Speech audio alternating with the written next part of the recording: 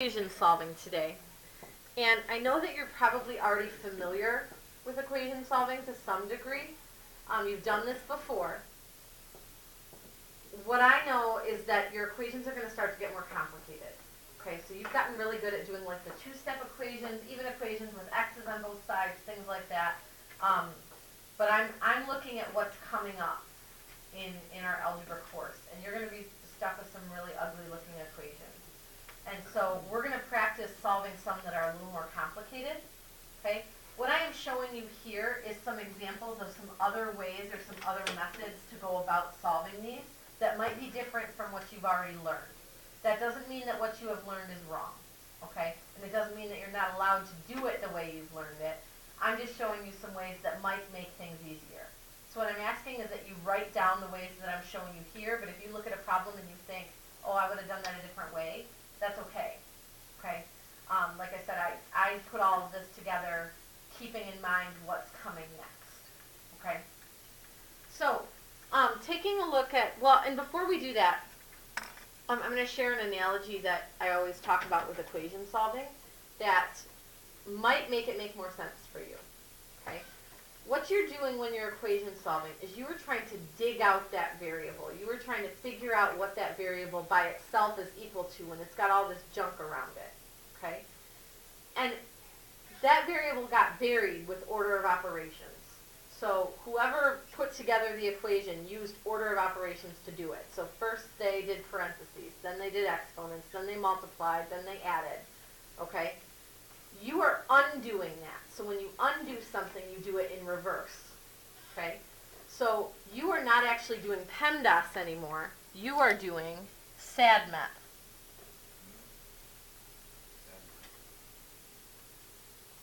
What is that? Where did I get that from? It's PEMDAS, backwards, right?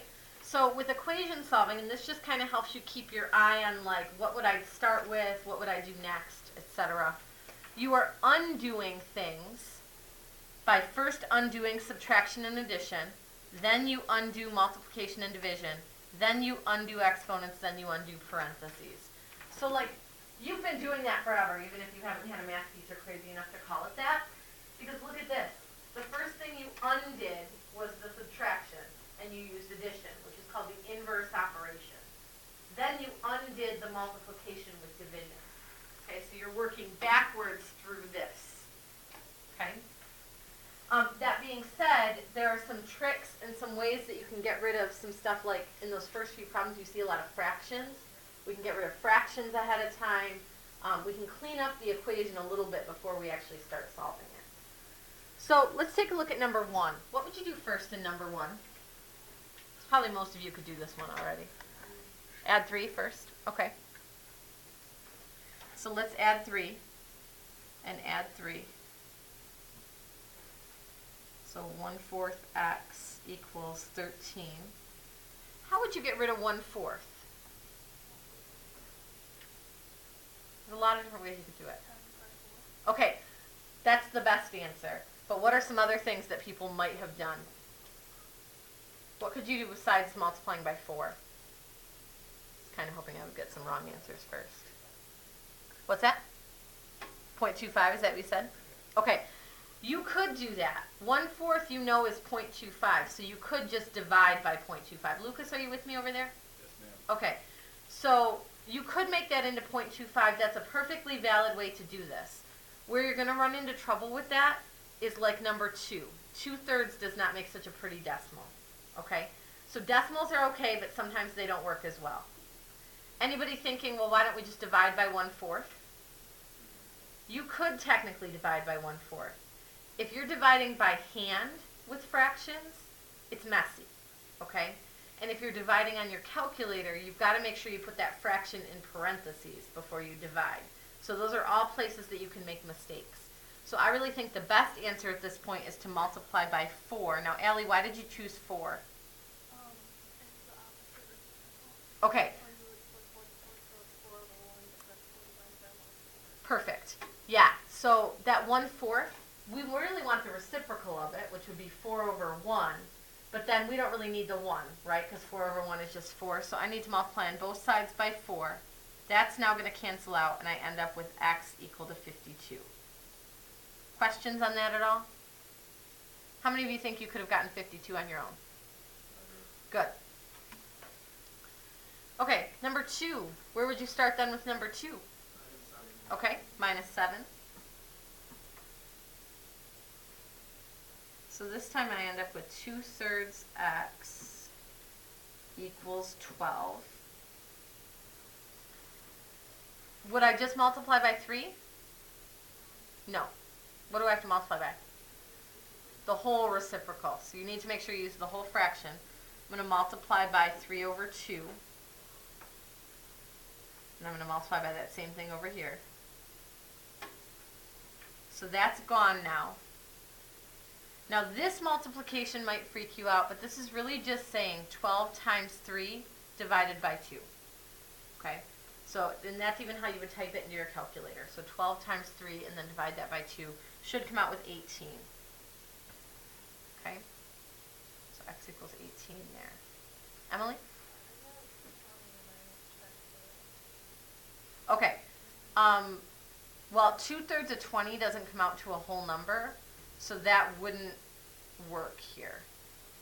How did you get 20? Can you talk me through what you did?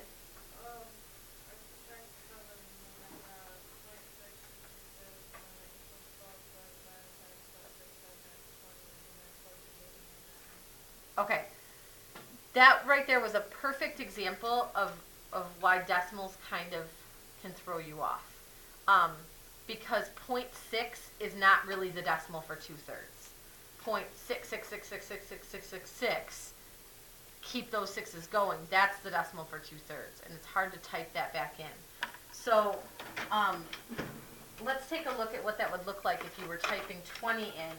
And when you type the 20 back in, did you use 2/3 or did you use 0.6? Okay, so that's where, because then you're not really using 2/3. When you do 2/3, you get all these sixes, okay? Trenton, can you turn around, please? Not just 0.6. So if I were to type 20 back into this equation, I would get 7 plus 2 divided by 3 times 20. So I'm doing 2/3 times 20. And you'll see that doesn't come out to be 19. It comes out to be close, but the difference there between 19 and that is the fact that you rounded off that decimal. Okay? So that's why sometimes decimals aren't the greatest thing to do. All right, look at number 3. Number 3 is kind of ugly, right? You've got your variable that you're looking for kind of embedded in the fraction. Can you combine those two together? You can. Now here's the thing. To combine them together, you would have to get a common denominator, right? And you've probably heard for a long time about combining fractions and getting a common denominator and adding them together. I'm going to show you a different way to do that. Not that combining them as fractions is wrong, but when you combine them as fractions, you have to do all this work, and then you still have an ugly fraction in your problem. I'm going to show you a way to do this where you can just clear the fractions out to begin with. Skylar, are you with me? Can you pick your head up, please? Thank you. So it's similar. It's a similar process to finding a common denominator. I want to look for the smallest number I can find that those denominators both go into. What do 4 and 2 both go into? 4. They both go into 4. Okay? So I'm going to multiply everything in the problem by 4, including the things that aren't fractions. Okay? So I'm going to multiply everything by 4. When I multiply by 4 here, what I'm really going to end up doing is 4 divided by 4. Can you see that? Because I'm going to end up doing 4 times x divided by 4. So 4 divided by 4 is just 1. Here I'm going to end up doing 4 times x and then dividing by 2. So 4 divided by 2 is 2. And then 4 times negative 15 is negative 60. You do have to remember to multiply that last number by the 4 as well when you're doing it this way. And that's the one mistake that I see quite a bit with this. Okay? So 1x plus 2x is 3x. 3x equals negative 60. divide by 3, divide by 3, x equals negative 20.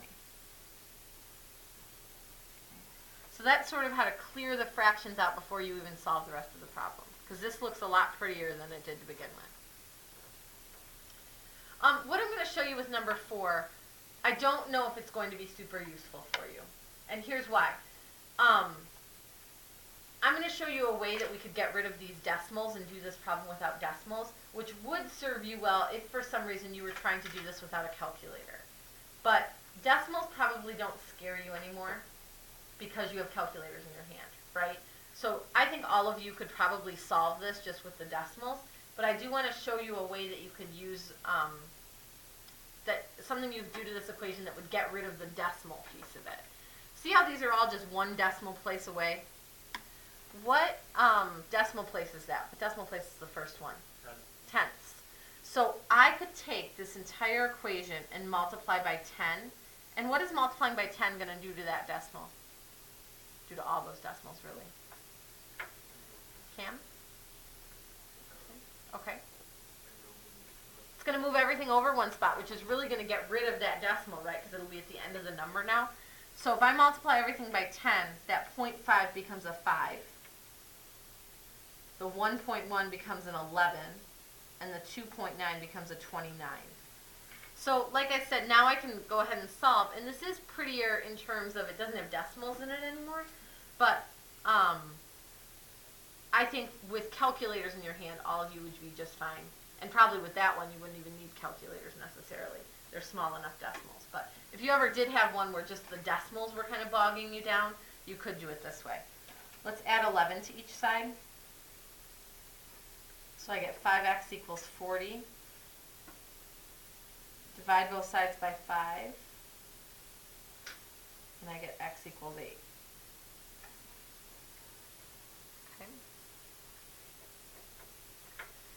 Okay, number 5. I know many of you would look at that and think, I need to distribute. Again, distributing's not wrong there. But sometimes it's easier to get rid of that number out in front rather than distributing it. Especially if that's like an ugly number, if it's a fraction or an ugly decimal or something like that. Deal with that right off the bat. How is this 3 attached to those parentheses? Like, what is that telling you to do? Multiply, right? So how could I get rid of that 3 right now? I could divide, yeah. So I'm going to divide by 3 here, divide by 3 here. So here I end up with 2x minus 1. And negative 15 divided by 3 is negative 5. And then I can just proceed from there. You would get the exact same answer if you had distributed the 3. So it would be fine if you wanted to. Like I said, there's just some cases where that number in front is really ugly and you want to try to get rid of it. So from here, let's add 1, add 1. 2x equals negative 4. And then when you divide by 2, you end up with x equals negative 2.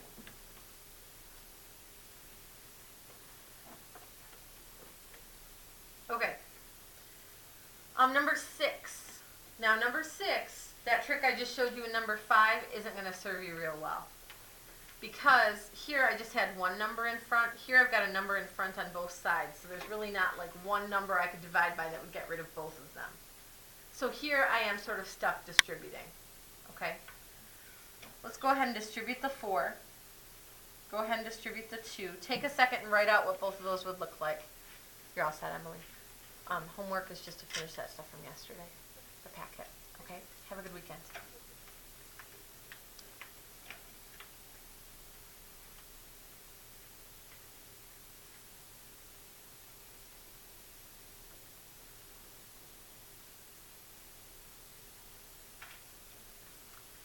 Stanley, what did you get when you distributed the 4 here?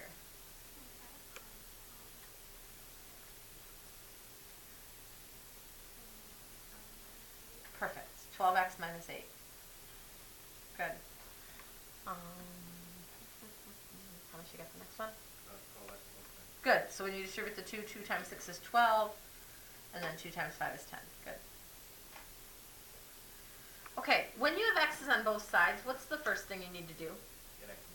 Okay, So we need to get them together to be able to get them alone, right? Because we've got one on each side. So I'm going to pick up one of these 12x's and move it to the other side. How do you move something like that? Oh, you take it and you just pick it up and move it over. That's Okay. how- Mathematically, what lets you move it over? Mathematically, how do you move something? Do the opposite. Okay, so how is this 12x attached? Well, that's a bad way to say that. What kind of 12x is that, positive or negative? Positive. Okay, so it's really attached like addition. It looks like it's attached with subtraction because that 8 is being subtracted, but the 12x is positive. So how do I get rid of it? Minus. You minus it, yeah. So minus 12x. Minus 12x. Dylan, can you pick your head up for me? Okay. 12x's cancel. But look, they cancel on both sides. That's weird. That doesn't usually happen. And I'm left with negative 8 equals 10. What do you do? What was that, Lucas? Well, you can't really, because it's not like a fraction. Okay, you're thinking of like if it was negative 8 over 10. This is saying that when you put a value in here for x, you somehow make negative 8 equal 10. Is there any value of x you could plug in that would make negative 8 equal to 10? No. Okay, this is impossible. And because this is impossible, we say no solution. Okay? But that only happens when you end up with two different numbers at the end and no x's. So anytime both your x's cancel out and you're left with two numbers that are not equal, what you are saying when you say no solution is there's no such number you could plug in there for x that would make that sentence true.